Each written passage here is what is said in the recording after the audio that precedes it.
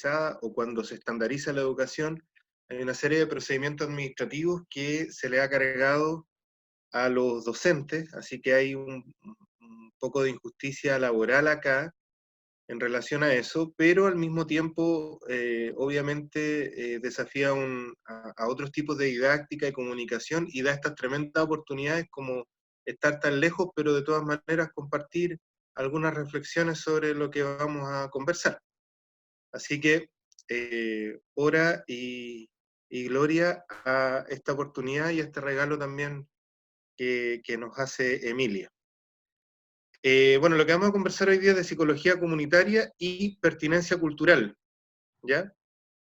Y vamos a tratar de abordar los dos tópicos, las dos categorías, desde un distingo móvil, o sea, abordarlas críticamente como si fuesen una la necesaria de la otra, ¿ya? Entonces, lo primero que vamos a hacer es aceptar como una suerte de hipótesis provisional de que ambas no pueden ir por separado para ver cómo resulta esto, ¿ya? Entonces, primero tenemos que referirnos yo les había comentado, mi señal es bastante débil, producto de la lluvia también.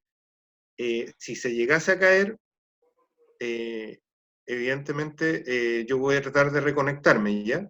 Así que ustedes por el chat me pueden ir avisando si sucede algo y así yo lo advierto, ¿ya? Hola, Bueno, buenas tardes. Buenas. entonces, Emilia, soy yo, Tairi. Sí. Vicente, esa es la otra maestra, Tairi Calderón. Hola, Vicente, un buenas, placer. también es mío.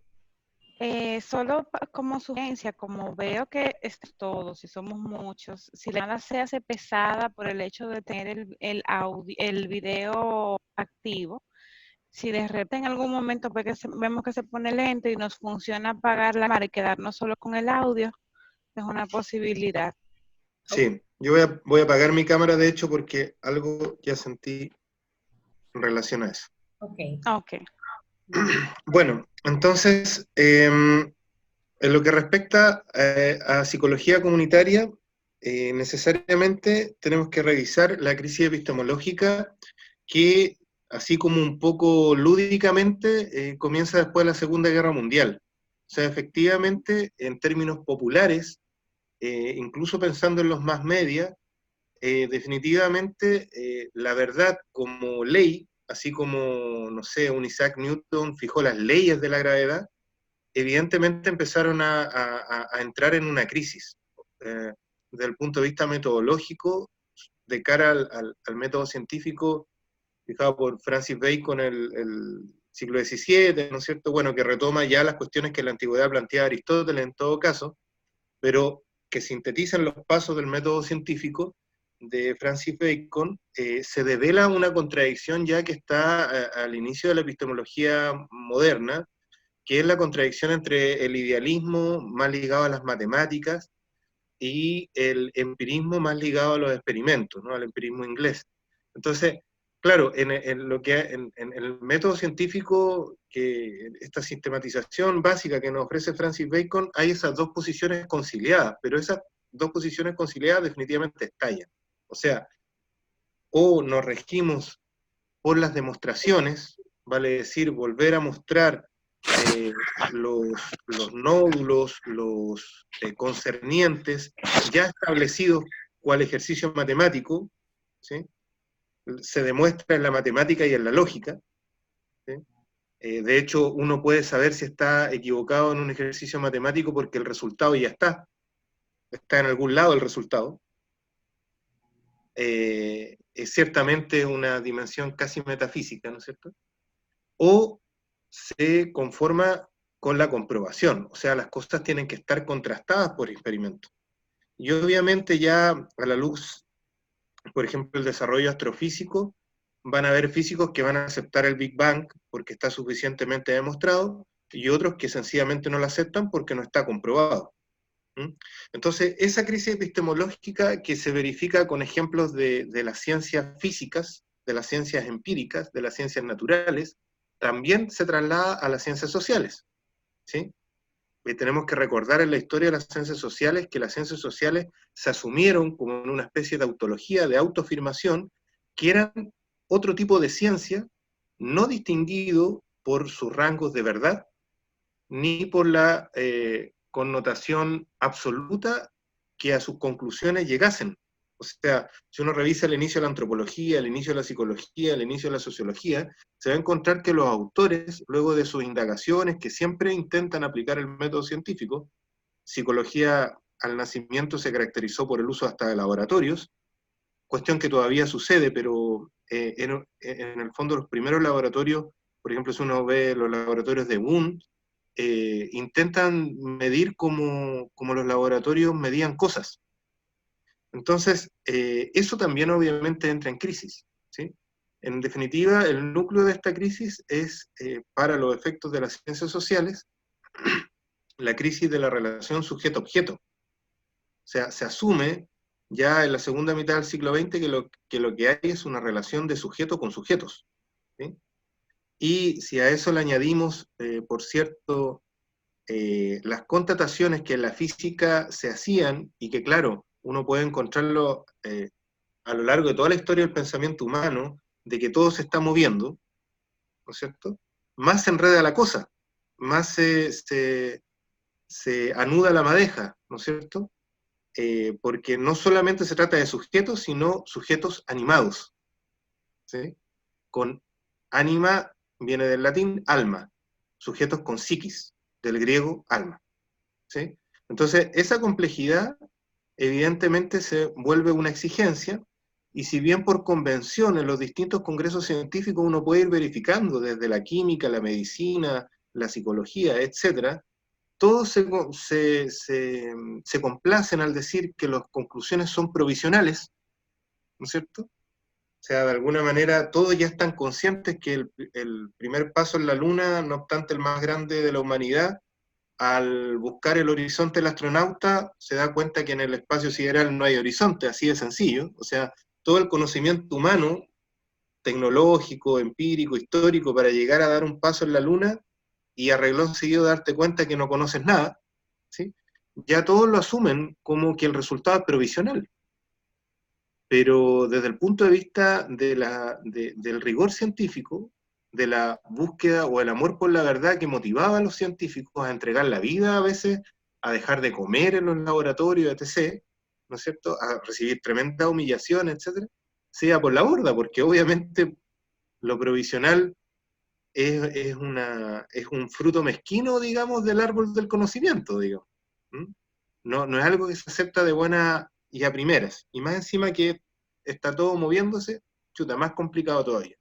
Bueno, esta situación, al trasladarse al plano de lo político, de las ciencias económicas, de las ciencias políticas, evidentemente tensiona como un crujimiento, como un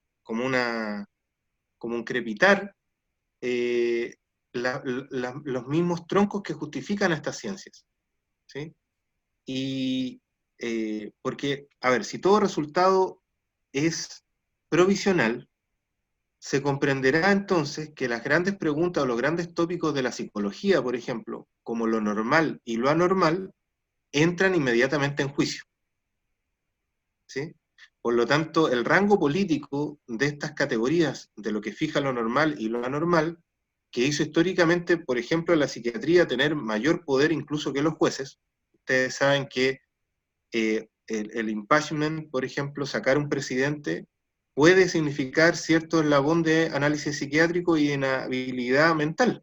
O sea, pueden haber impeachment por eso. O sea, el psiquiatra efectivamente, como bien versa Michel Foucault, tiene un poder extraordinario en la modernidad y en la contemporaneidad aún más. O sea, el interdicto pierde todos los derechos. El preso, por más que nuestras cárceles latinoamericanas, bueno, yo no sé específicamente cómo será allá, pero acá en Chile es una cárcel de tipo medieval, pero el preso, no obstante ello, no pierde todos sus derechos. O sea, el derecho que pierde es básicamente libre circulación, de participación civil, pero ni siquiera pierde, por ejemplo, el derecho a comprar algo. O sea, podría comprar efectivamente algo si tiene el dinero afuera de un representante determinado, ¿ya? y por supuesto, si le roban adentro de la cárcel, puede hacer un juicio a quien le robó. ¿Mm?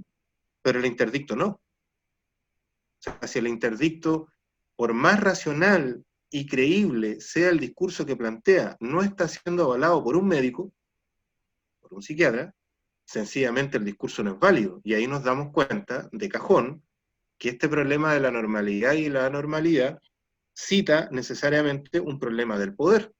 ¿Mm? Entonces, cuando ya nos damos cuenta de eso, que la normalidad y la anormalidad mental no es casual, ¿Mm? Que hay dimensiones biopsicosociales que van determinando esta condición, que interpela la corriente de la antipsiquiatría italiana fundamentalmente, y eso retumba, digamos, y se expande por todo el primer mundo, los cuestionamientos, digamos, se van dando cuenta que, escucha, los grandes virtuosos en la historia, los grandes artistas, no sé, un Van Gogh, por ejemplo, el tipo parece que era psicótico o esquizofrénico, y empiezan a entender que las categorías por taxonomía aprendidas de manera dogmática, en realidad no dan cuenta de la realidad, por lo tanto no cumplen los rigores científicos que deben cumplir las categorías ejercidas por toda ciencia. Por supuesto que se desplaza cierto análisis y procedimiento. ¿Mm? Y evidentemente si lo comunitario y lo contextual, lo social a su vez, comienza a ser valorado como un factor determinante para el desarrollo mental, no sé, pensemos en el plano educacional Lev Vygotsky, por ejemplo, ¿no es cierto? O en el caso de nuestro continente, Paulo Freire, evidentemente la psicología tenía que responder en una metodología y una escuela que diera cuenta de ese avance o esa evolución, ¿sí? Y eso evidentemente considera la psicología comunitaria. O sea, la psicología comunitaria no solamente parte de la relación sujeto-sujeto, sino que además incorpora en el mismo núcleo la órbita contextual, entendida como comunidad, que a su vez está en los marcos de la sociedad. Ahora bien, esto varía un poco en los distintos países, cómo se asumen las distintas escuelas este rango. No obstante, hay convención de esta definición de psicología comunitaria. ¿A qué se refieren, por ejemplo, ciertas denominaciones? Por ejemplo, en Chile la antropología social se distinguiría quizás levemente porque la antropología social está más dedicada al comportamiento grupal, ¿sí? Y en la psicología comunitaria tendría un énfasis mayor en la interacción de los individuos dentro del grupo, ¿ya? Ahora, si se fijan bien, son matices. ¿Mm? O sea, hay una suerte de transpapelación de los roles, ¿sí? En el caso, por ejemplo, en el Congreso de Psiquiatría Internacional que hubo en la Universidad de Chile el 2007, si mal no me equivoco, unos expositores colombianos explicaban que en Colombia, para las escuelas, la psiquiatría parece ser más bien lo que para Chile es la neurología. ¿Mm? Y lo que para nosotros es la psiquiatría, para Colombia parece ser más bien la psicología. ¿Ya? Y así varían los países con ciertos matices, ciertos deslindes, digamos, de estas definiciones, pero evidentemente hay consenso o convergencia o convención suficiente para definir la psicología comunitaria como le hemos mencionado. O sea, el núcleo de estudio responde a sujetos, ¿no es cierto?, que orbitan en comunidades, las cuales están en un contexto social determinado. Eso de todas maneras es la convención. Ahora, aparecen ciertas palabras en la caja de herramientas que son necesarias de subrayar y de tener en nuestra libreta de apunte o en nuestro decálogo de actividad. Básicamente, que es la confianza, ¿no es cierto? Claro, lo que pasa es que al aceptarse que la verdad no es objetiva, o al insinuarse que la verdad no es objetiva, al aceptarse incluso como un gesto y un acto soberbio, pedante, incluso autoritario, ¿sí? El aspirar a decirle al otro qué es lo que le está pasando. ¿ya?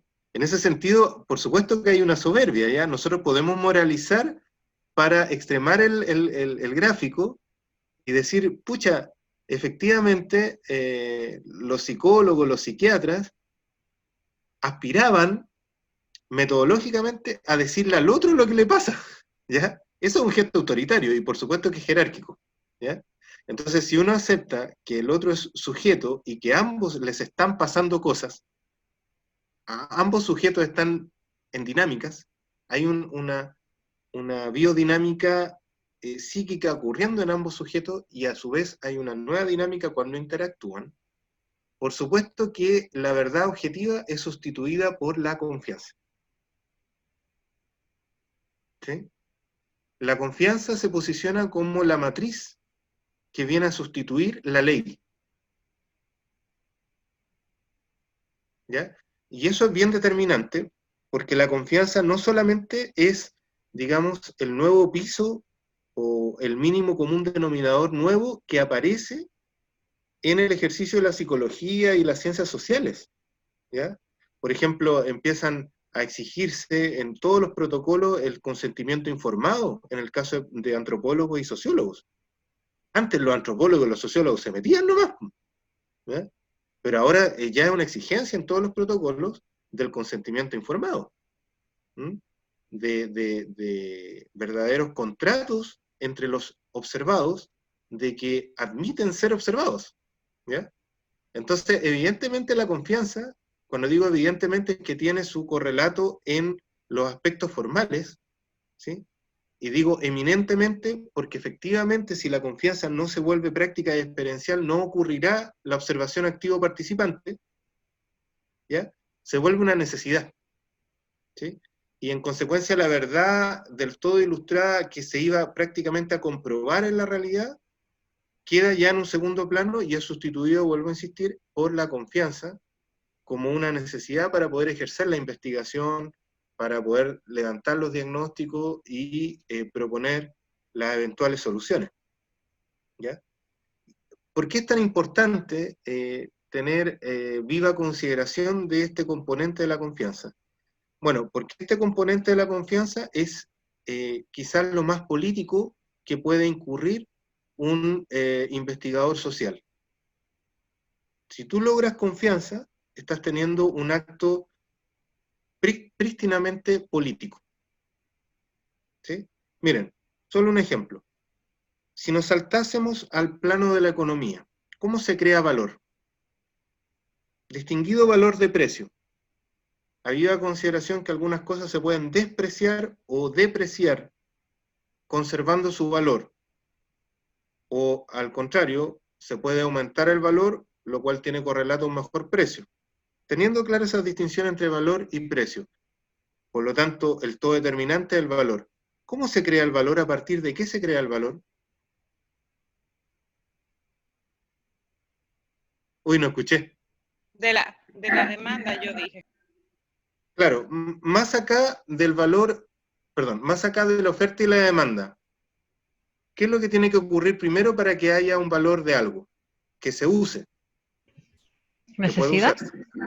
Claro, que haya necesidad y haya un cumplimiento de esa necesidad, el uso, ¿no es cierto? ¿Y cuándo yo uso algo? Cuando es útil. ¿Y cómo yo me atrevo a usar algo que me dicen que es útil o inútil? Cuando hay necesidad. ¿Solamente así? ¿No hay algo entre medio? Cuando alguien me da una referencia.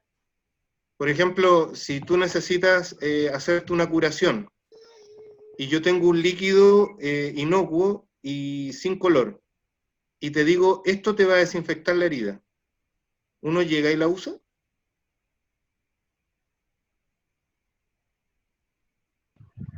Yo creo que depende de si uno confía en la persona que se lo está diciendo. Por lo tanto, la confianza es lo que genera valor. ¿Correcto? O sea, por supuesto que rige la ley de oferta y demanda para las medidas cosas del mercado, eso está claro. Pero previo al mercado, efectivamente está la economía real de los usos. y para que las cosas se usen, disculpen, tienes que confiar en que sirven efectivamente. Más aún cuando son entregadas a domicilio, o cuando se trata de temas de salud para nuestros hijos, por ejemplo. Imagínense que nosotros de repente le damos a nuestro hijo ciertas pastillas, ciertos medicamentos que no tenemos idea si sirven o no, pero es tanta la confianza que nosotros disponemos en los profesionales acreditados que sencillamente lo damos y seguimos las instrucciones. Evidentemente, la base de la economía es la confianza, y si se pierde la confianza, se cae la economía, se caen las bolsas, se caen los precios. ¿Mm?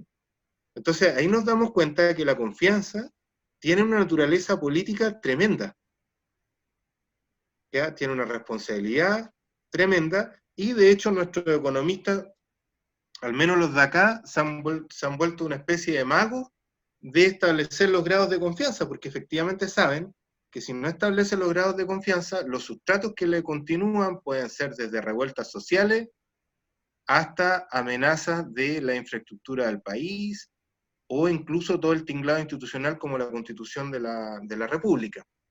En consecuencia, el material con el que acabamos de sustituir la antigua concepción, o la quizás obsoleta concepción de verdad ideal, preestablecida, prefijada, ¿no es cierto?, normativa, como resultado inequívoco del método científico, etcétera, etcétera, por este otro concepto que es eminentemente interaccional, como es la confianza, dispone una condición eminentemente y totalmente política en el ejercicio de la psicología comunitaria, ¿ya? Ahora, otro rango importantísimo en la psicología comunitaria es que está plenamente consciente de su rol político. Por eso se define por su modo transformacional, ¿ya? O sea, no solamente devela que los otros tipos de psicología también son políticas, aunque no lo reconozcan, sino que más aún, para precisamente responder a la rigurosidad científica, establece el sesgo. ¿Y cuál es el sesgo? Que nosotros somos transformacionales. Porque los demás también lo son, ¿ya? Por lo tanto, los resultados, por naturaleza y por lógica, van a ser acotados, ¿ya? Pero es por ese motivo que son acotados. Porque nosotros igual somos interventores. Por más que, por respeto y consentimiento, ¿no es cierto?, y ética, tratemos de no intervenir, nos vamos a reconocer en el solo hecho de tratar de no intervenir como interventores en cierta medida. ¿Mm? Y por lo tanto el investigador no les va a decir a los otros qué tienen que hacer, ¿ya? Por lo tanto, volvemos al principio ético universal, la mayéutica, ¿sí? Aspirar a que el otro y los otros emanen sus verdades, ¿sí? Desde una honestidad profesional, en donde el conocimiento acumulado sirve como una caja de herramientas que facilita al grupo otro, en el cual yo también me reconozco como parte, ¿no es cierto?, a elaborar sus propias verdades y responder y resolver sus propias necesidades, ¿sí? Entonces, ese sino es el que nos dispone ahora conversando y tratando de ejercer la psicología comunitaria. En este desarrollo, me gustaría saber si hay alguna consulta. ¿Alguna pregunta tiene alguien? ¿No? O comentario quizás. Ujú. Hasta ahora se entiende todo muy bien. ¿Sí?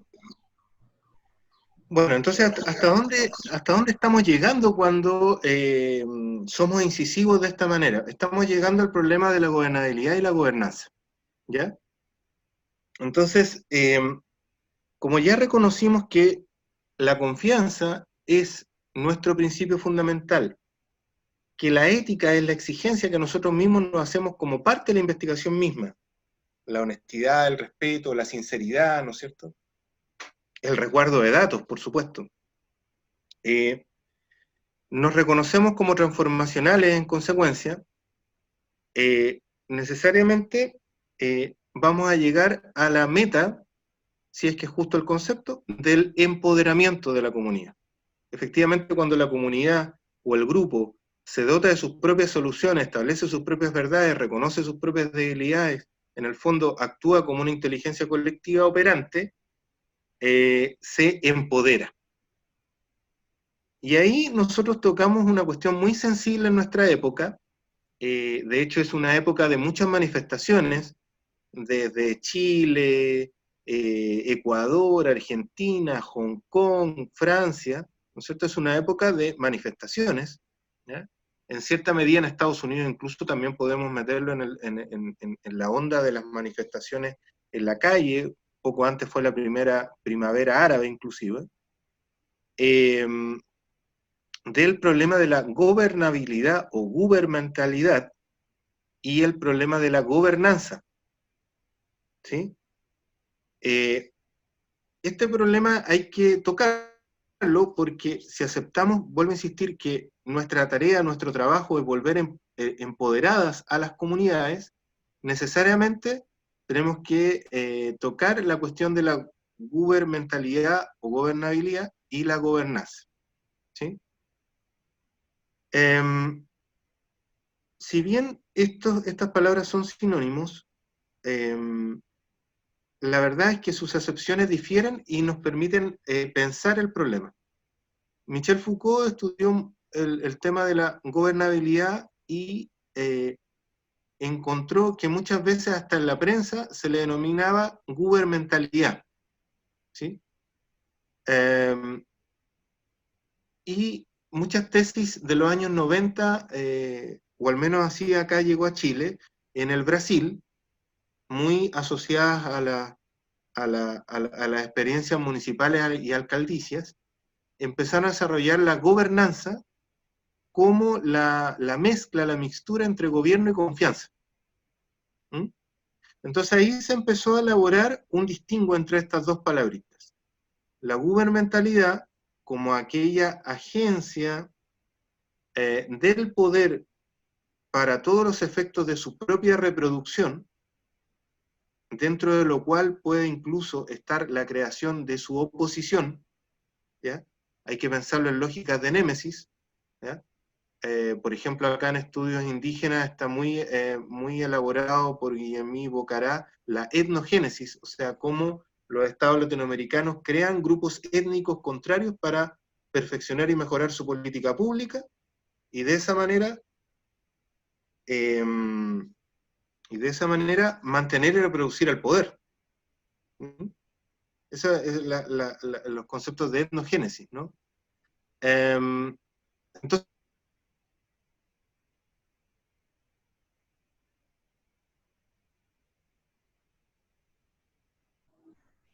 para... Habla ahora, Vicente, a ver. Disculpa. Ahí. La gubernamentalidad puede actuar inclusive generando su propia némesis, su propio antagónico, ¿no es cierto?, para perfeccionar la política pública y mantenerse en el poder. ¿Correcto? Entonces los actos de gobernabilidad son todas aquellas acciones que permiten al poder reproducirse a sí mismo. ¿Sí? Evidentemente las consecuencias de esto son el despliegue institucional. O sea, los estados tienden a horizontalizarse en su despliegue institucional, se vuelven integrales, ¿no es cierto?, y depositan en su integralidad, digamos, las nociones y las oposiciones que les permiten regularmente perfeccionarse como una especie de enorme algoritmo que les permite a su vez mantenerse en una estabilidad y una armonía que algunos sociólogos han denominado de implosión social, ¿no? O sea que en el fondo el sujeto prefiere explotar consigo mismo que reclamarle al gobierno o al Estado. ¿Correcto?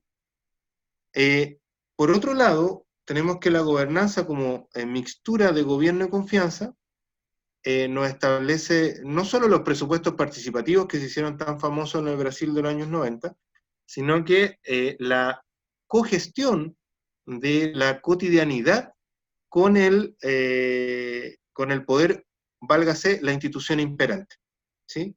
Y evidentemente de ahí se despliegan los mecanismos de participación, ¿no es cierto?, los consejos de la sociedad civil dentro de las instituciones, el correlato y la exigencia de ciertos eslabones colectivos previos a tomar las decisiones. En el mundo indígena esto se llama la consulta previa e informada, y así suma y sigue de determinados dispositivos de agencias que empiezan a legitimarse como mecanismos imprescindibles para las tomas de decisiones de afectación a los territorios. Por supuesto que emergen ciertas categorías, como es el territorio, ya no como una denominación geográfica, sino que demográfica, ¿sí? Emerge la comunidad, incluso a veces, vuelvo a insistir, en ciertos planes que se pueden verificar en los municipios o en las atenciones de salud, que son exigencias, ¿sí? Los cuales por misma normativa no pueden ejecutarse si no pasan por estos eslabones de participación comunitaria. Y obviamente en nuestros países latinoamericanos también comienzan las performáticas de participación, ¿ya? A veces muy cosméticas, otras veces muy trascendentales, ¿sí? ¿Perdón? Ahí no escucho a... Hablé aquí, no hablé para allá. Perdón. Disculpa. Entonces, estos fenómenos empiezan a suceder. Ahora, para volvernos convencionales y afincar bien este desarrollo, tenemos que dar cuenta que en la práctica de la realidad, la gobernabilidad o gubernamentalidad siempre implica gobernanza. O sea, para que efectivamente el juego del poder de reproducción a sí mismo resulte, tiene que estar la gente confiando en la institución y el poder. ¿Correcto? Y por eso mismo el gobierno y el poder se ven la obligación de horizontalizar más, de desplegar más su institucionalidad, de molecularizarla, incorporarla inclusive en el cuadra a cuadra. ¿Ya? En ese mecanismo, un dispositivo muy exitoso es el despliegue del crédito, ¿no es cierto? El poder de consumo mediante tarjetas, terminales que están en casa a casa, ¿sí? Ahora, el tema es que la gobernanza, ¿sí? No necesariamente implica una gobernabilidad, al parecer.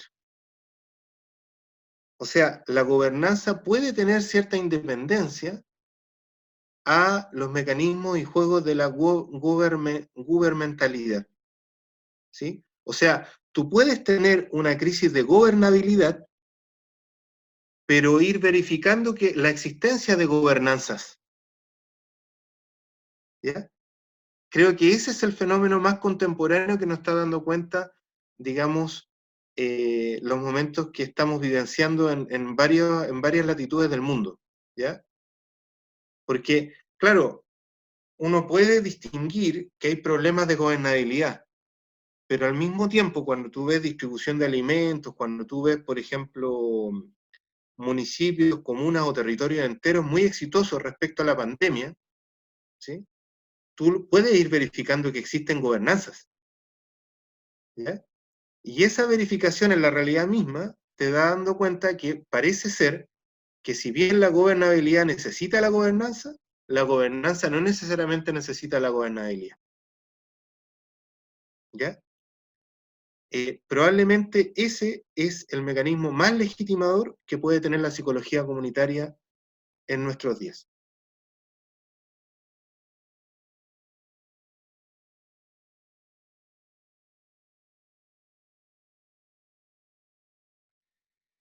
Bueno, hasta ahí. ¿Alguna consultita? No sé cómo se diría por allá. Consultita, Preguntita. preguntita. Sí, por aquí.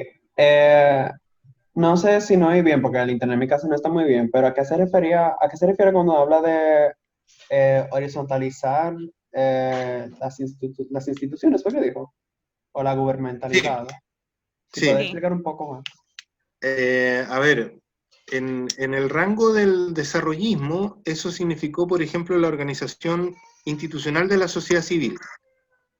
Acá se llaman juntas de vecinos, por ejemplo. Las juntas de vecinos tienen una ley, tienen un rango de participación y tienen cierta potestad. por ejemplo, la entrega de certificados de domicilio que se necesitan como una especie de verificación para procesos mayores o de otro orden, como puede ser la postulación a un crédito, a cierto beneficio estatal, o a ubicación para sacar visa, ¿ya? Acá en Chile, por ejemplo, el certificado de domicilio lo entrega la Junta de Vecinos. Entonces, si bien la Junta de Vecinos está en la base misma y son los vecinos, por cierto que están en participación de la institucionalidad vigente. Y podemos distinguir que el Estado no solo está allá, en el Palacio de Gobierno, sino que está incluso en mi misma Junta de Vecinos, porque tiene la autoridad para darte ciertos documentos que te permiten hacer ciertos asuntos, documentos sin los cuales no podrías hacerlo. Y ahí tú te das cuenta que efectivamente hay grado vinculante. Por lo tanto, hay presencia de ley y presencia de autoridad. ¿Sí? Y del plano económico, desde el momento en que hay un terminal del banco en el cual tú puedes pagar o te pueden dar tu dinero, una caja, a una cuadra de tu casa sin hacer la tarea del local del banco, sin tener que ir al local del banco, tú te das cuenta que económicamente el poder de crédito, el poder de ahorro o el poder de transacción está en tu barrio, en tu propia cuadra. Pero más aún está molecularizado, porque está en tu propio celular, esa facultad. ¿Te fijas? Y si transacciona o no transacciona, puede significar que te traen o no te traen la comida, o que te traen o no te traen el remedio, ¿ya? O si puedes incluso, no sé, comprar combustible o no comprar combustible, y así suma y sigue. O sea, está completamente imbrincada la institucionalidad con la cotidianidad de la persona. ¿Correcto? Eso es, básicamente. ¿Ya? ¿Sí? ¿Alguna otra consulta, Me observación? gustaría ver si entendí al final la diferencia, ¿verdad?, entre gobernabilidad y gobernanza. Entonces, Sí, entendí que gobernabilidad es como la respuesta que da una comunidad que tiene cierta autoridad para poder dar respuesta a algo. Mientras que gobernanza. gobernanza, esa es gobernanza. Sí, Y al revés, entonces gobernabilidad es la que da el Estado. correcto. Gracias. Sí. Ahora, ojo que si nos vamos a la Real Academia de la Lengua Española, digamos, estas palabras son sinónimos, ¿sí? ¿Por qué se diferencian? Básicamente porque está reflejando esa diferencia o esa distinción determinada emergencia o tensión social, ¿sí? Las palabras en ese sentido conservan su condición algo cristalinas, o sea, siempre están reflejando algo que en la sociedad real está sucediendo. Entonces, cuando empezamos a distinguir gubernamentalidad o gubernalidad con gobernanza, es porque en la sociedad misma algo está pasando que nos hace empezar a distinguirlas, ¿ya? Ahora, también es bueno decir que estas dos palabras o estas dos categorías, por supuesto que reflejan realidades que se ven muy vinculadas, ¿ya? Por ejemplo, en el desarrollo recientemente anterior, yo les decía, mira, los celulares nos damos cuenta que la economía del crédito, el ahorro y la transacción está imbrincada en la molécula misma de la sociedad, en el mismo individuo, porque están nuestros celulares. Ya. Eso es gobernabilidad, ¿no es cierto? Claramente es un reflejo de gobernabilidad. O sea, desde el momento en que una transacción por celular no tuviese garantía, se acaba la confianza y se vuelve una desgobernabilidad el hecho de las transacciones por celular, ¿no es cierto? Y probablemente tenga impacto en una serie de cosas, porque muchas cosas se están transaccionando por celular, ¿sí? Sería un dispositivo de gobierno, ¿no es cierto? Ahora, por lo tanto, se pierde la confianza y se pierde la gobernanza.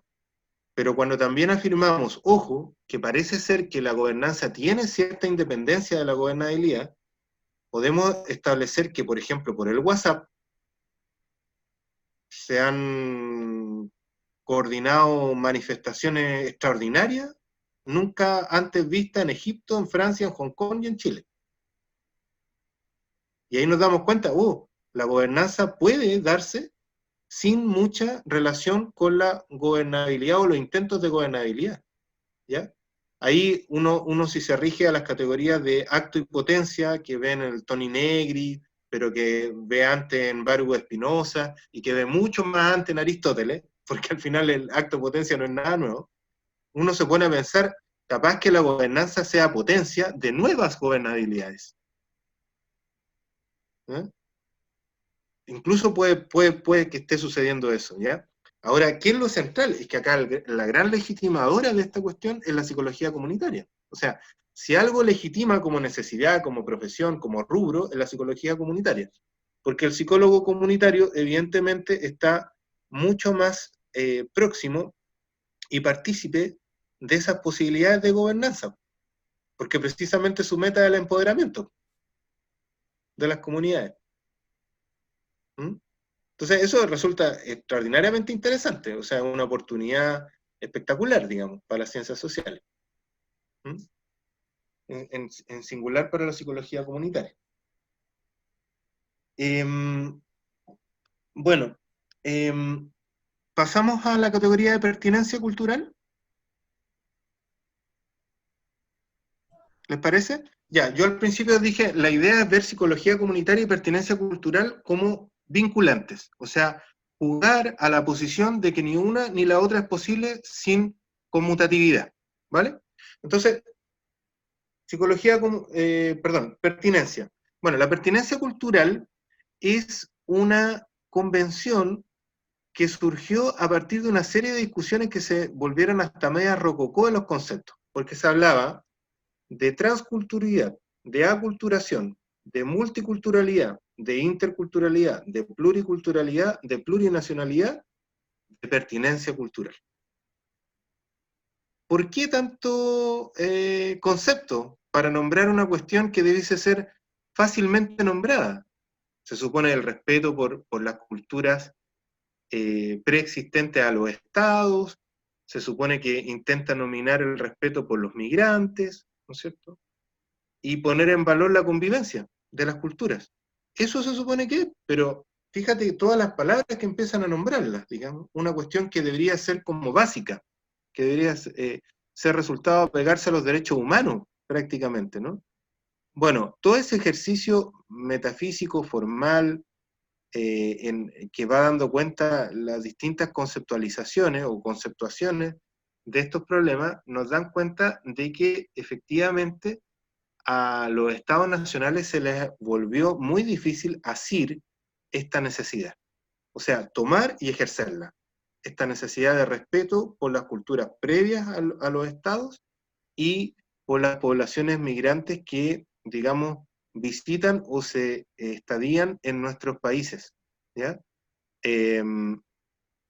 La dificultad de tomar este asunto, no obstante las inversiones en ciencias sociales, en métodos duales de aproximación a los grupos, que combinando psicólogos con asistentes sociales o trabajadores sociales, no sé cómo se denominarán allá, el trabajador social, ¿así? Ya, combinando psicólogo con trabajador social, o psicólogo hombre con psicóloga mujer, o antropólogo social con sociólogo, ¿no es cierto? Y invirtiendo, no han logrado asirlo, ¿no es cierto? O sea, países que eran metrópolis coloniales como Gran Bretaña, como Francia, que es donde empiezan precisamente a trabajarse todos estos estudios de multiculturalidad, de interculturalidad, parecen no lograrlo, ¿no? Y bueno, los sudafricanos que tuvieron que, digamos, aceptar un Estado que involucraba, no recuerdo si 13 pueblos o 17 pueblos, ¿sí?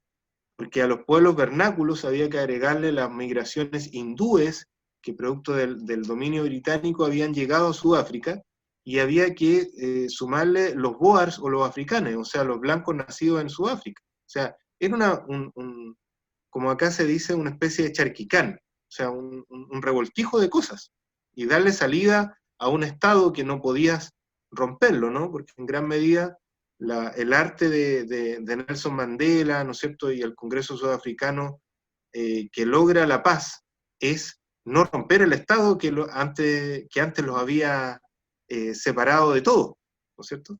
En el fondo, el apartheid se acaba por el reconocimiento de los sudafricanos del país, ¿no es cierto? Del Estado sudafricano, ¿ya? Entonces, ahí surge el concepto de interculturalidad. Pero, evidentemente, a pesar de que surge ahí y tienen toda la legitimidad de un liderazgo como el de Nelson Mandela, etc., de todas maneras persisten. Tú te puedes ver en las legislaciones de los países, ¿m? Cómo persisten estos debates, ¿no? Y tenemos el caso de Bolivia y Ecuador, en donde derechamente se habla de plurinacionalidad, pero en ninguno de los dos países el concepto resultó suficientemente gubernamentalizante, ¿no es cierto?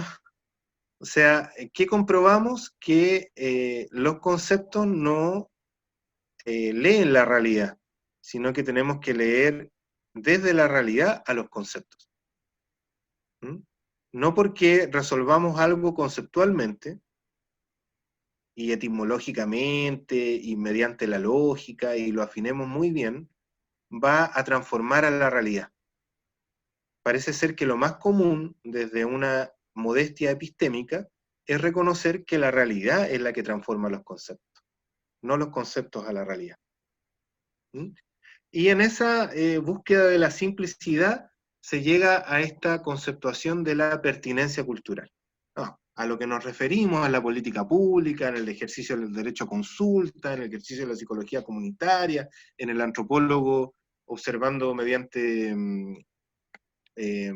observación participante, en el pedagogo haciendo su etnografía de aula, etc. Lo que nos referimos es que tiene que ser pertinente. Yo no puedo ser impertinente.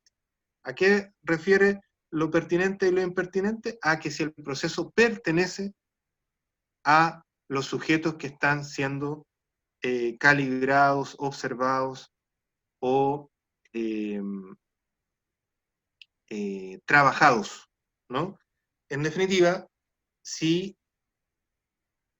son sujetos de sus propias soluciones, si son protagonistas de su propio autoconocimiento. ¿Mm? Entonces, ese es el mínimo común denominador de las políticas para que no sean desgobernables.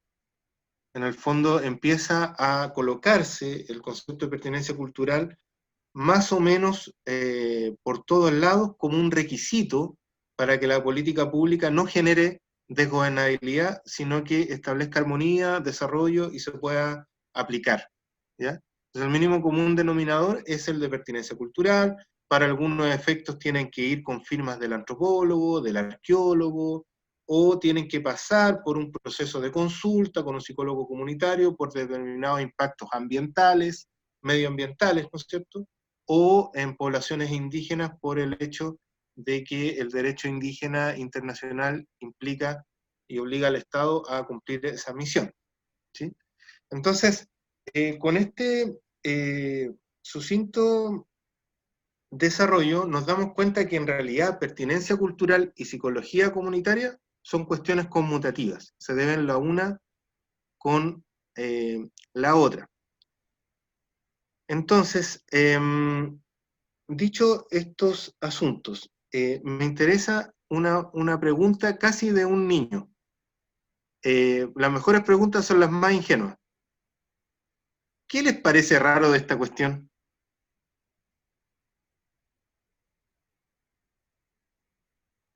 ¿Qué les parece extraño?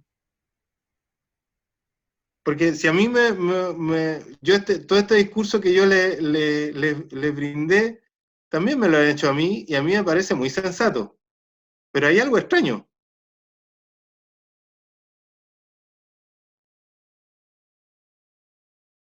¿Qué será lo extraño, lo complicado, no sé?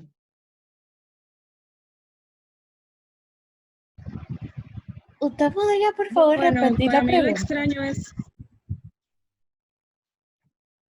Sí, estamos viendo qué es lo raro de todo este tinglado.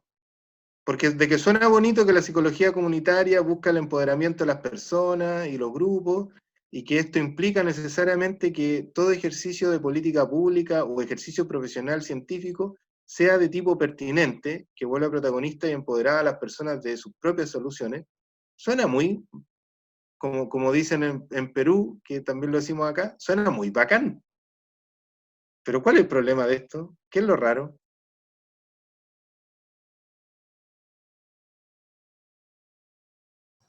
Leonie, ¿tú vas a decir algo?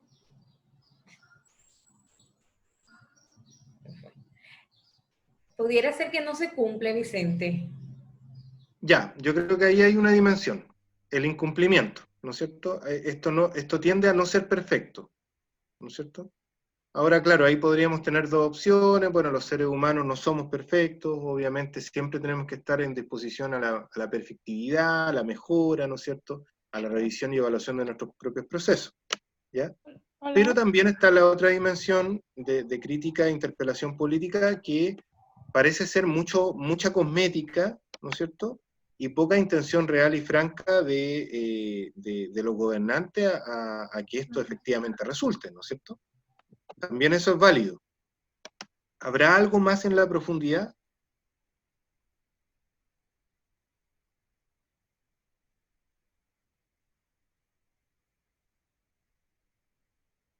Mira, una antigua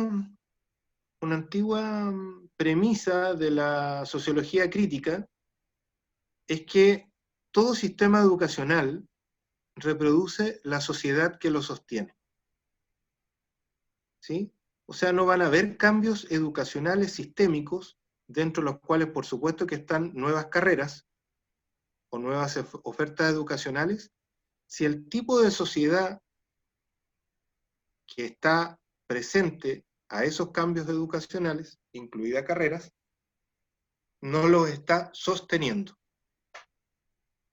Vamos a decirlo así, una sociedad, bueno, ya prácticamente no existe, pero pensemos que hubiese sido posible una sociedad socialista, así como lo pensaron los socialistas utópicos, nunca va a tener escuelas capitalistas neoliberales. Dicho de otro modo, una sociedad neoliberal capitalista nunca va a tener escuelas socialistas, ¿correcto? Ni tampoco va a tener patrocinio y fomento a carreras socialistas, no sé si me estoy explicando, ¿ya? O ¿Sí? sea, lo que te quiero decir es como que sin una sociedad sin otra sociedad que intervenga dentro de la cultura ya establecida, no habrá un cambio dentro de la educación o dentro del sistema que ya está establecido. No. Claro, o sea, en el fondo la premisa de la sociología crítica te plantea de que para que hayan cambios de sociedad, perdón, de educación, de carreras, de oferta, tiene que haber un cambio de la sociedad, ¿m? Tiene que haber un cambio en el sistema, ¿sí? Uno sería ingenuo pensar, como Michel Foucault pensó en el mayo de 68, que era posible una facultad de la libertad. Esa discusión es muy interesante, ¿no? A Foucault le ofrecen una decanatura y él dice, ya, pero yo voy a ser decano de la facultad de la libertad, ¿sí? Y Jean-Paul Sartre se refiere a eso. Y Jean-Paul Sartre dice, pero ¿cómo va a ocurrir una universidad o una facultad de la libertad cuando la sociedad no es libre? Tiene que estar pasando cosas en la realidad concreta, en la economía real, para que nosotros podamos pensar en dimensiones distintas.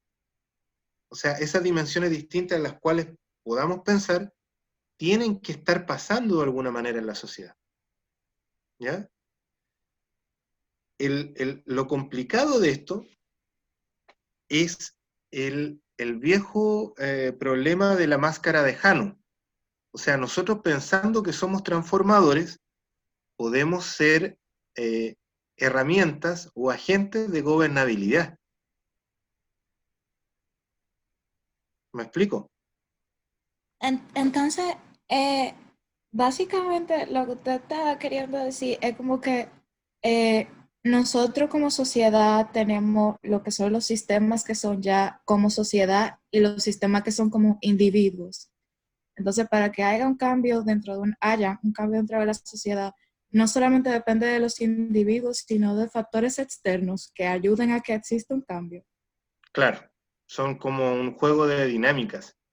Porque si no, efectivamente, uno podría pensar que está siendo transformacional y está ayudando a empoderarse a la gente, y en realidad lo que está haciendo es una especie de demagogia molecularizada. ¿Mm? Porque como a ti te paga el Estado, ya sea boletas de servicio o ya sea con contrato, pero te paga el Estado, es muy difícil que el Estado esté financiando a alguien que le está parando un Estado por al lado. Sería muy ingenuo pensar el problema así. ¿Ya?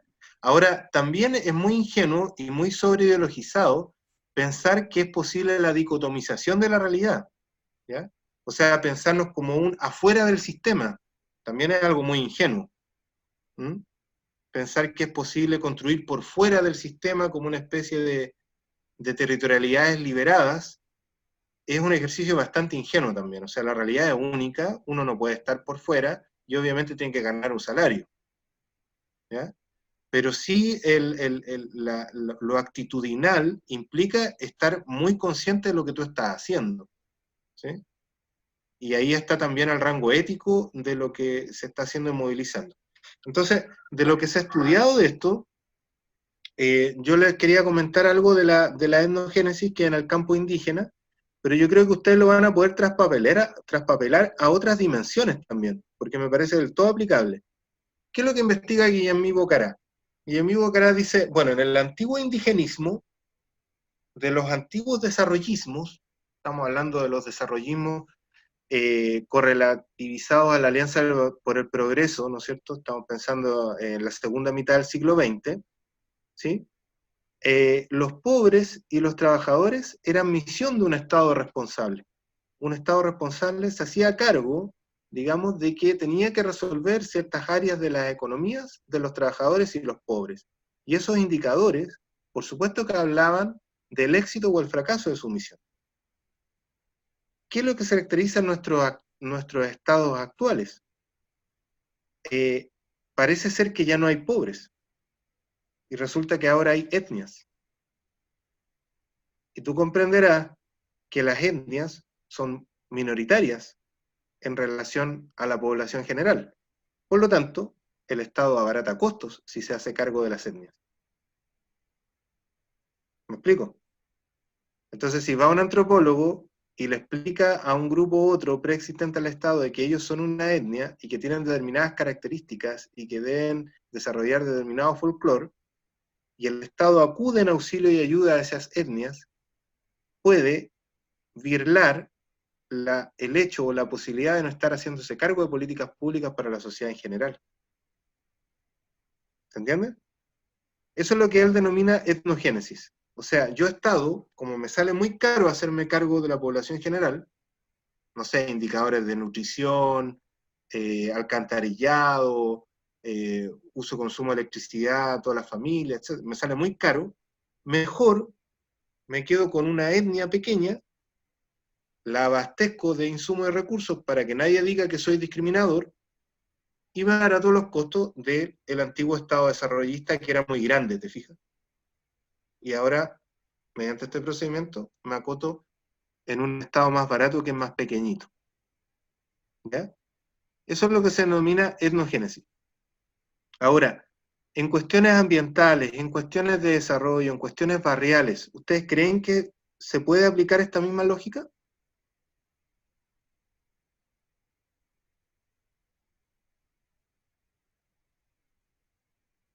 O sea, de describir, en vez de decir que, que las personas son pobres, describir ese tipo de gente como una etnia, cambiarlo como que la estructura social.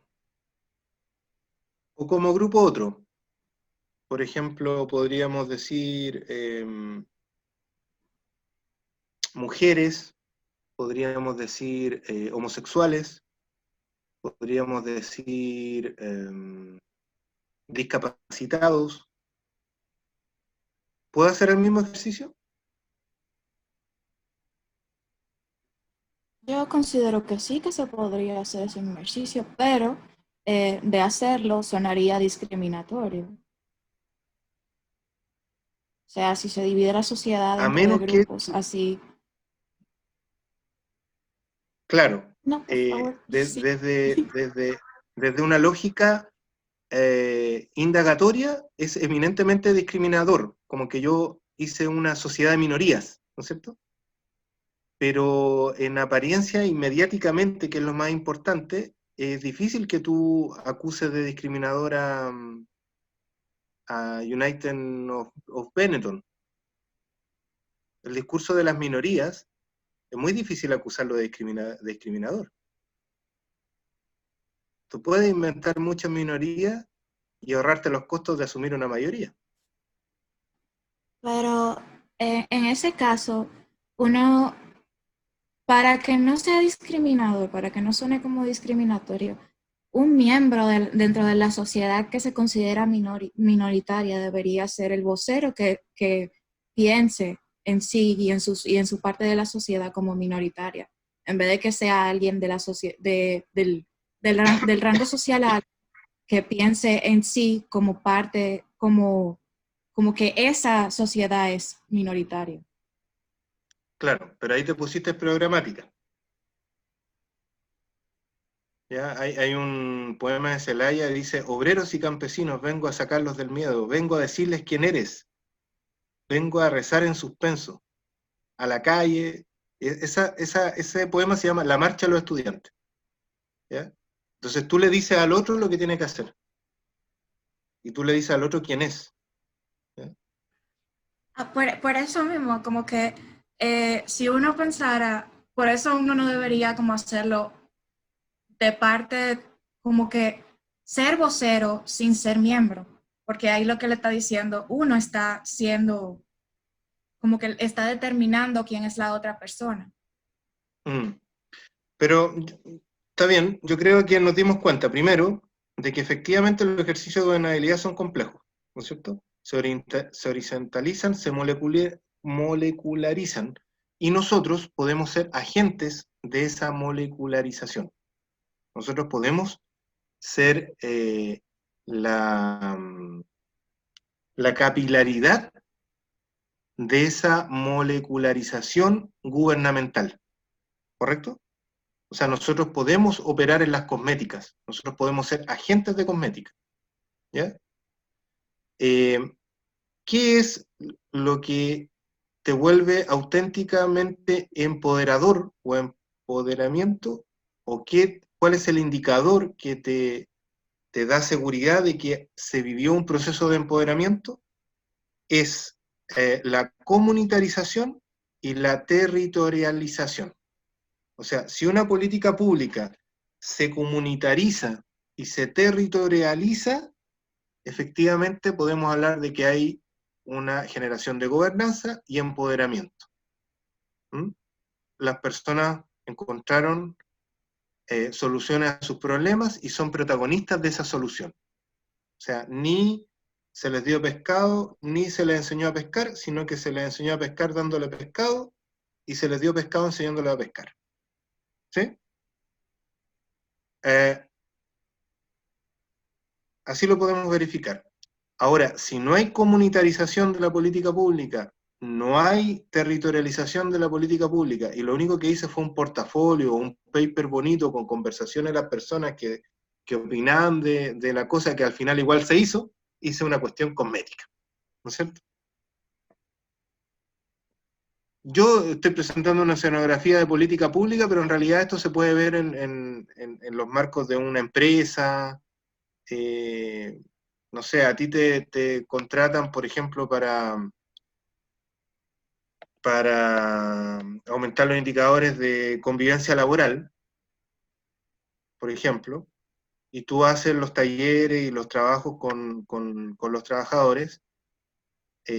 Claro, puedes tener dos opciones, ¿no es cierto? Los terminas empoderando y probablemente eso, algún tipo de modificación por negociación colectiva con el empleador tendrá que surgir y hacerse. No es el centro, por supuesto, pero es muy probable que acontezca. O sencillamente te dedicas a hacer parte de la correa de transmisión de lo que el empleador quiere para sus trabajadores, y digamos el que reclama se termina por callar nomás. Y tú, en la sofisticación y armonización de ese autoritarismo, juega a su favor, sencillamente. ¿No es cierto? No es el interés de la psicología comunitaria eso, porque el hecho de la psicología comunitaria es ser agente transformacional. Pero sí me interesa que quede muy claro la posibilidad de operar una cosmética y no una transformación de fondo por una falta de suficiente aplicación de las premisas de la psicología comunitaria y la pertinencia. ¿Mm? Y creo que es algo muy común, entre paréntesis. Pero es algo muy común por las necesidades de la vida. No es algo muy común porque no la hayamos estudiado, sino que implica un arte y una ciencia. Me gustaría que pudiésemos conversar sobre todo de los aspectos polémicos. A mí me parece que el gran indicador, como antes les mencioné, es la comunitarización y la territorialización. Creo que esos son los grandes indicadores del ejercicio o el no ejercicio de la psicología comunitaria. ¿Mm?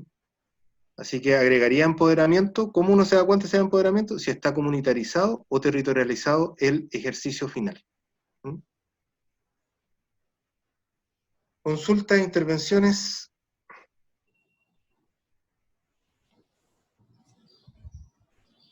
¿Cuál fue el otro término que utilizó Vicente? Hablaba de territorializado. Territorialización y comunitarización. Comunitarización, gracias.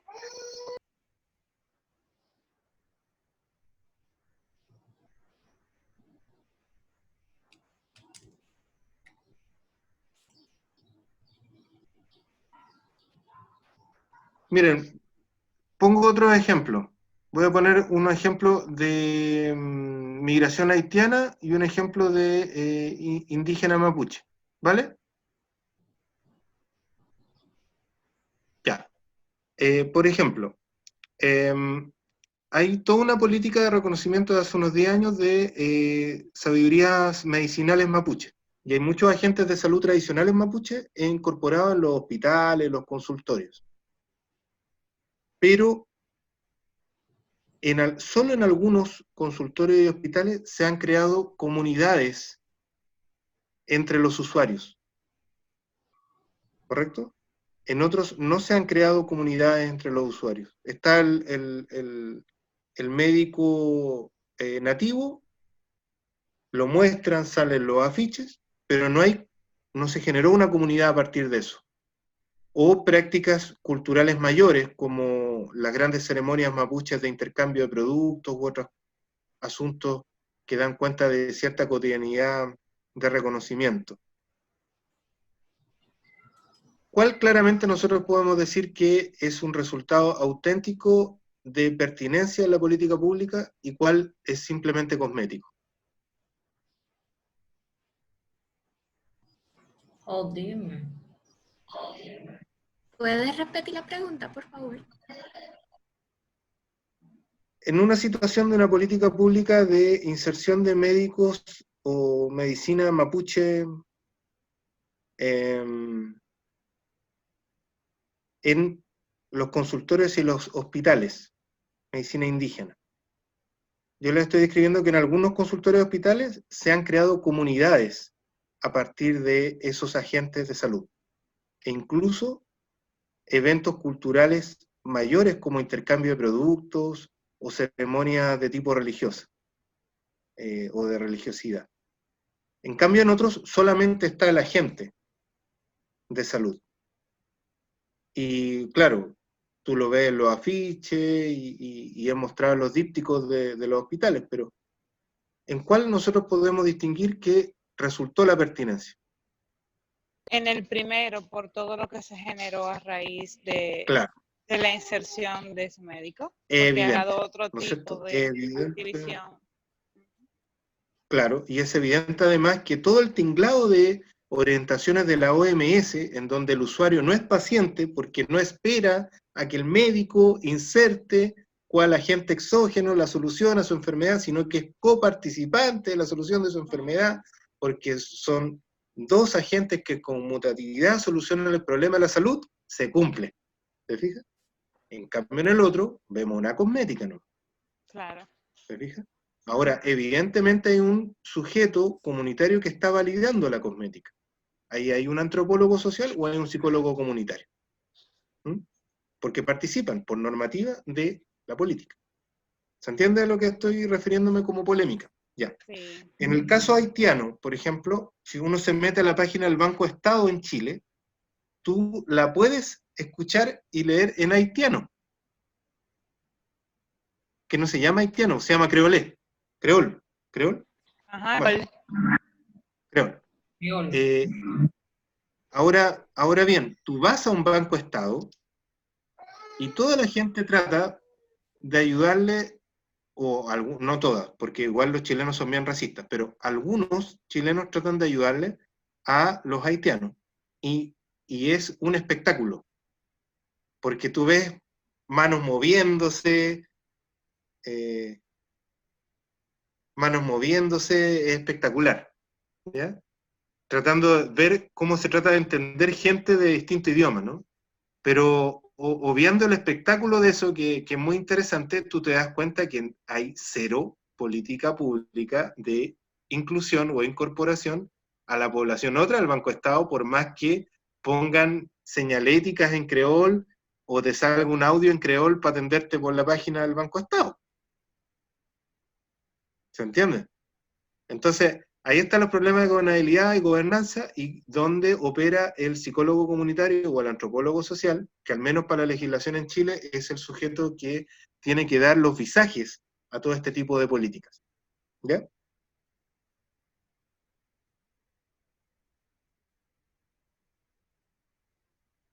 decía yo, para que sean pertinentes. Claro, para que sean pertinentes, claro. Entonces la gobernabilidad te exige que haya un sujeto profesional que acredite la pertinencia, ¿no es cierto? Psicólogo comunitario, antropólogo social. Pero la gobernanza te exige efectividad de la pertinencia. O sea, empoderamiento, comunitarización y territorialización.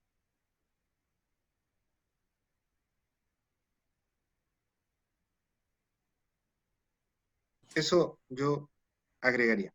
Entonces, por favor, consultas, inquietudes. Vicente, mi hermana vive en los Estados Unidos y tuvo que ir ahora con el COVID de emergencia con una de sus hijas que se llevó 2 dedos con la licuadora.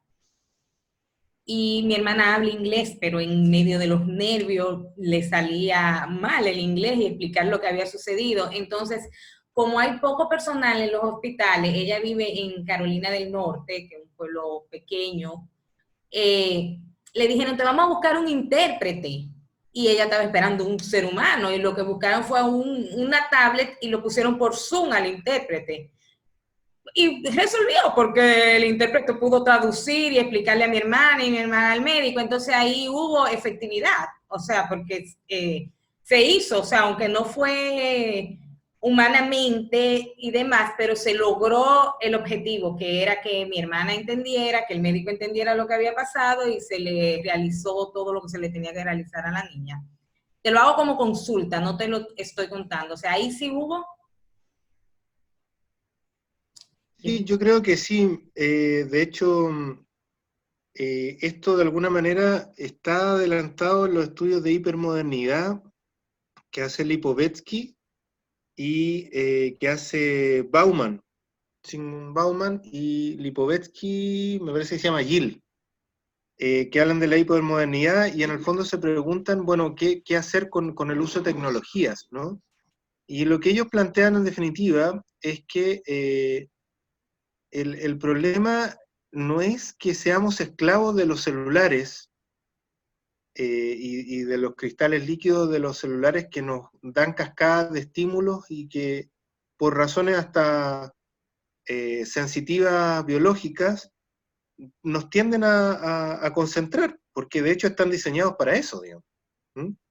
sino que el problema es que nosotros no los controlemos a los celulares, y la verdad es que los celulares nunca nos van a controlar, somos nosotros que nos estamos enajenando en esa especie de latencia lisérgica que implica una cascada de estímulos. El problema es que la voluntad de uno, vale decir, el motor de la psiquis, ¿no es cierto?, no controle a la máquina. Por lo tanto, en esta sociedad líquida, diría Bauman, el problema no son las máquinas y la tecnología. El problema es si estamos controlando a las máquinas y la tecnología o sencillamente dejamos que todo curse como una especie de piloto automático, ¿no? ¿Ya? Entonces, por supuesto que cuando las comunidades se empoderan de la tecnología, establecen gobernanza. Yo puse una cuestión más espectacular como las grandes movilizaciones que efectivamente se han coordinado por celular, o sea, en Hong Kong y en Chile las movilizaciones enormes históricas se coordinaron por celulares. Ahí tú tienes cómo la gobernanza empoderada de la tecnología puede hacer literalmente lo que se le ocurra, porque tampoco estoy, digamos, preestableciendo una simpatía por la movilización o no, sino que estoy dando un hecho, ¿ya? O sea, efectivamente, las comunidades empoderadas de tecnología literalmente hacen lo que se les ocurre. ¿Mm? Para bien o para mal. ¿Mm?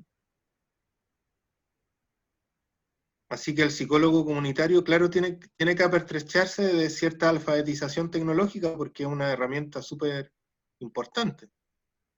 Por ejemplo, acá en aula, el otro día conversábamos con unos educadores diferenciales sobre la polémica de uso celular en el aula. Y claro, basándonos en Lipovetsky y Bauman, llegábamos a la conclusión de que hay que estimular el uso celular en el aula. Lo que pasa es que el profesor tiene que generar la habilidad de búsqueda e indagación del conocimiento en el celular. Y efectivamente tú tienes Google a mano, tienes Wikipedia a mano, pero además tienes cosas muy interesantes, el Google académico a mano. Tienes bibliotecas enteras digitalizadas. Entonces, es espectacular esta cuestión, pues. La habilidad que consiste en saber utilizarla, y cuando las comunidades generan esa habilidad colectiva, por supuesto que mejoran su estatus y su libertad, que en el fondo es el gran desafío sempiterno de la humanidad, como ser más libre, ¿no?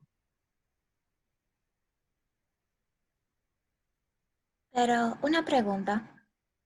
Sí.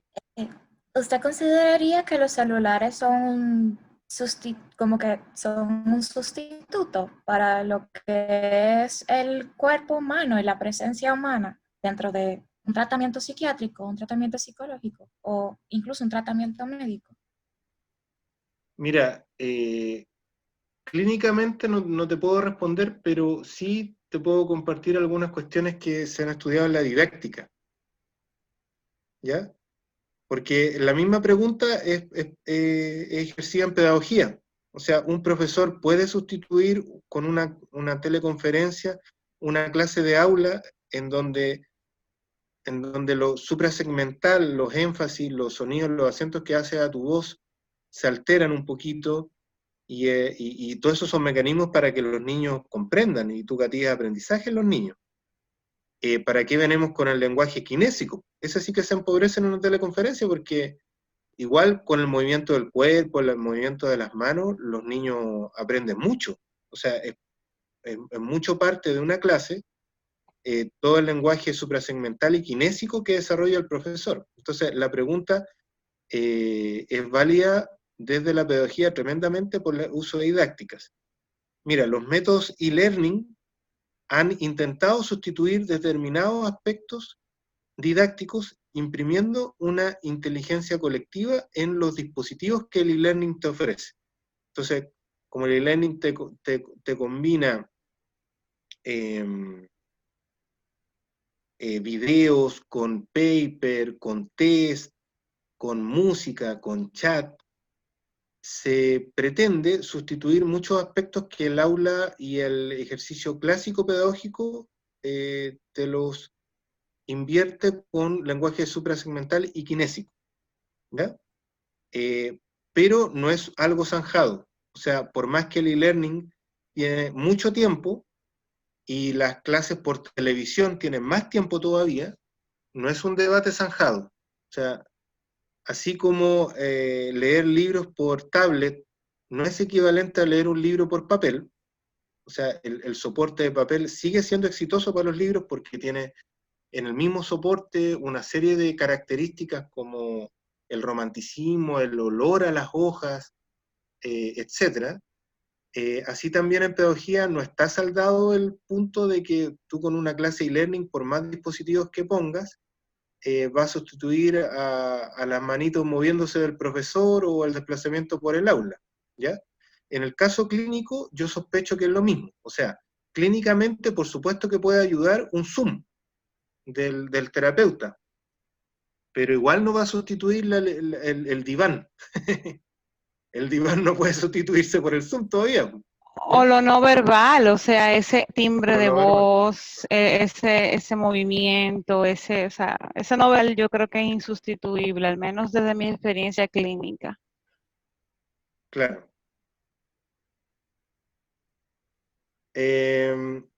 Mira, lo que yo creo que puede sintetizar el problema es en la cuestión de la empatía. ¿Ya? En general, se plantea la empatía como ponerte en el lugar del otro. Y hay un chilenismo que capaz que es un latinoamericanismo, que es ponerte en los zapatos del otro. ¿Ya? Ahora, si uno indaga bien en ese sentido común de la empatía, en esa explicación común de la empatía, es medio insuficiente. ¿Uno se puede poner en el lugar del otro? No, ¿no es cierto? Y cuando uno lo lleva al ejemplo de los zapatos, menos, porque todos tenemos distinta talla, y nos dificultaría caminar como el otro camina, sobre todo con sus zapatos. Es más fácil imitar, pero con los zapatos propios míos. Entonces el problema de la empatía es más bien verse reflejado en los ojos del otro. ¿Ya? O una Por lo tanto, definición, perdón, que comparto a veces desde un enfoque rogeriano, la empatía es la posibilidad de ponerse en el lugar del otro sin serlo, porque no podremos realmente serlo. Entonces es ese claro, desplazamiento, ese que bien tú describes, Vicente, verse de los ojos del otro, pero sin genuinamente poder serlo completamente. Ya, Camelia. pero uno, como acto físico, sí puede verse en los ojos del otro, ¿no es cierto?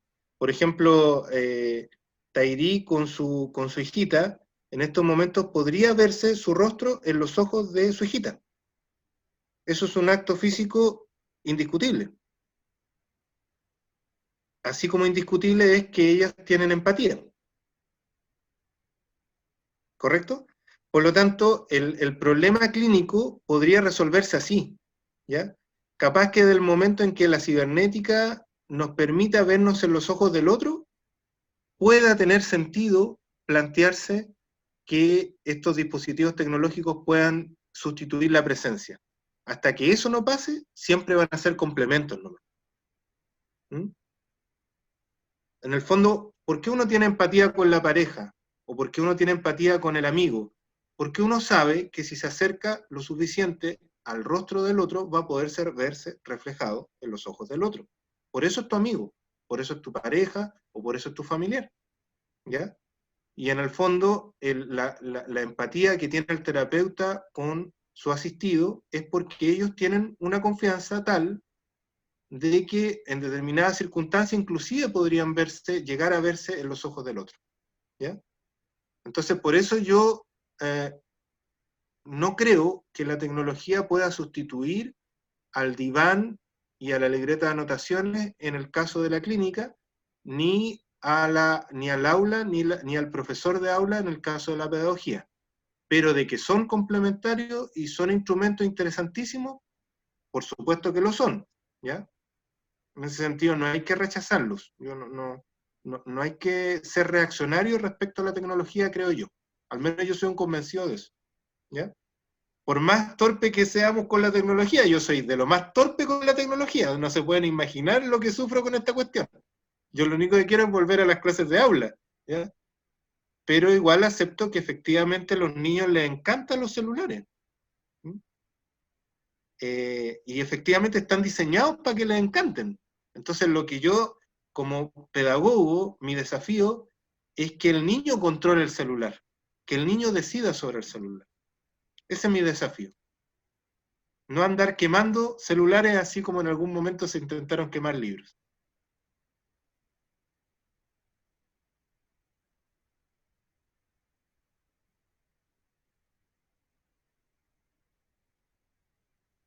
Yo diría eso, ¿no?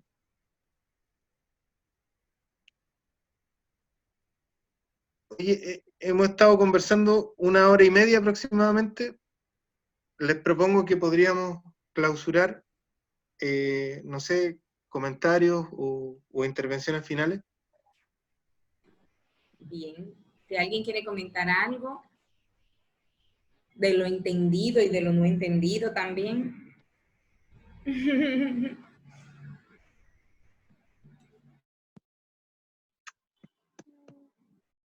Ahí en el chat les escribí mi correo, profesor.painel@gmail.com. Sí. Por si quedó algo o necesitasen algo, y nos vamos colaborando también por esa vía. Perfecto, gracias, Vicente. Yo de repente soy como medio lento, pero acostumbro a responder todo. Muy bien.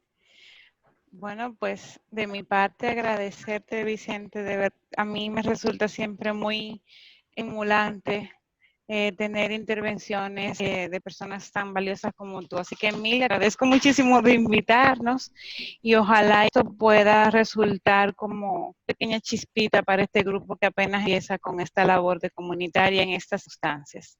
Así que de nuestra parte, muchas gracias. Oye, y bueno, la confesión inicial que les decía que me encantaban las voces de ustedes, Ajá. la musicalidad que tiene, fue algo muy agradable escucharlas y seguir escuchándolas, así que creo que voy a buscar música de su lado, porque Te vas a arrepentir. sí. Cuidado con lo que encuentras, Emilia. ¿Por qué? La música Podemos dominicana, sugerir ¿no? algunas. Ah, claro, fantástico. Sería ideal que me contaran, porque algunas. sí, es un tono muy, muy bonito, las voces de ustedes. Gracias. Ay, Así gracias. que les agradezco también. Bueno, y le agradezco esta oportunidad, o sea, fantástico estar haciendo una clase a tanta distancia, a ustedes, fue algo muy enriquecedor para mí. Gracias, gracias. ¿Alguien quiere decir algo o doy la despedida? Yo también quería agradecerle por él tomar su tiempo para dar esta charla. Yo aprendí mucho acerca como del origen de la psicología comunitaria, no sabía que estaba tan relacionada como con la política, sí, con la economía. Y nada, quería agradecerle por eso. Gracias. Gracias a ti. Y yo también le quería agradecer porque en realidad la charla fue bastante divertida y aprendí mucho, hubo mucha conversación, yo no me estaba esperando como que habla tanto. Qué bueno. Al Fantástico. igual, agradecerles, o sea, sí, muchas gracias, entendió perfecto lo que él explicó y como dijo él, sí, que qué bueno saber que la psicología comunitaria está relacionada con la política y la economía, eso yo no lo sabía y bueno, o sea, eso realmente, muchas gracias. Vicente, ella es chilena. Sí, ¿verdad? Oh. Belén y Elena, Sí, ciertamente. Amelia. Yo también quisiera dar las gracias. Me gustó que usted hizo muchas preguntas que me dejaron como pensando. O sea, no solamente se puso a ir a hablar, sino que también nos hizo preguntas que nos puso a reflexionar. Entonces, eso me encantó. Gracias. Gracias a ustedes. Realmente, hola. A mí también me gustaría decir que en parte es como que no pensé que la psicología comunitaria iba a tener tanto contenido denso, porque cualquiera que le mencionen eso cree que simplemente tú llévate con la gente y, no sé, hacer favores, pero en verdad eso va más allá Ay, y Dios tiene mío, mucha historia por debajo, y realmente es raro, lo digo desde mi punto de vista, que es raro ver gente que comparta ese tipo de, o sea, como de cosas. Amelia. Gracias. Ese tipo de cosas, porque lamentablemente estamos en un mundo, y no digo sociedad, porque yo entiendo que eso se puede englobar, de que las personas piensan en sí mismos y no piensan de que también somos productos de una sociedad en la cual nosotros también afectamos o también tenemos algún tipo de manejo y que provocamos estos tipos de cambios. Y quería agradecer también. Sí. Muy bien, Mariel. ¿Alguien más quiere decir algo? Bueno. Yo hago de un pronto. Alexis. Que era lo que usted dijo, que realmente no le gusta de que las clases por aquí virtualmente, y a mí tampoco me gustan. Esto ha sido como un periodo para uno poder adaptarse, y en realidad a mí me hubiera gustado que al haber tomado yo esta materia, ya de manera presencial, yo creo que con lo que usted nos ha dicho, uno como que lo hubiera aprovechado ya como que al máximo, porque uno ya va a estar como que haciendo el trabajo de campo, por así decirlo, ya con otros ojos. Uno puede incluso aplicarlo, lo que nos ha dicho, pero tristemente estamos en unos tiempos en donde tenemos que quedarnos obligatoriamente dentro de casa. Y, o sea, a mí me hubiera encantado realmente que que realmente todos nos hubiéramos podido salir y poder aplicar lo que usted dijo, y también como que recordar y también utilizar ese conocimiento para así tener un mayor entendimiento de la materia. Y nada, pero uno no puede controlar el tiempo ni puede controlar el mundo, pero eso es lo que uno tiene que hacerse con lo que uno tiene. Muy bien. Gracias por la participación.